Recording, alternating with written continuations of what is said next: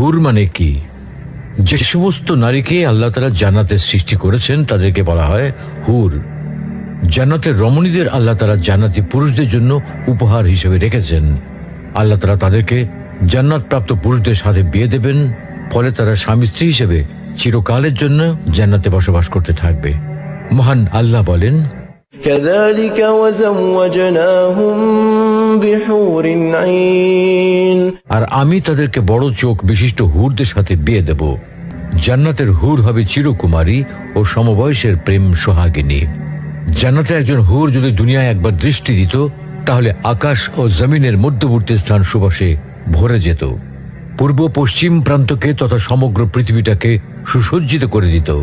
প্রতিটি চোখ সব জিনিস থেকে দৃষ্টি ফিরিয়ে তার দিকে চেয়ে থাকত এবং সৃষ্টিকুল আল্লাহর প্রশংসা ও বড়ত্ব বর্ণনা করত। জান্নাতি পুরুষেরা যখনই তাদের দিকে তাকাবে, আনন্দে মন ভরে যাবে। যখন কথা বলবে, ছন্দময় মিষ্টি কথা দ্বারা হৃদয় ভরে দেবে।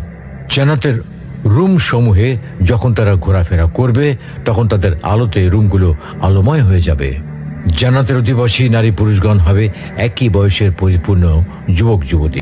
জান্নাতের হুর যখন তার স্বামীর চেহারার দিকে তাকাবে, তখন তার হাসিতে জান্নাত আলোময় হয়ে উঠবে। যখন তারা স্বামীর সঙ্গে কথা বলবে, তখন কতই না সুন্দর হবে সেই কথোপকথন।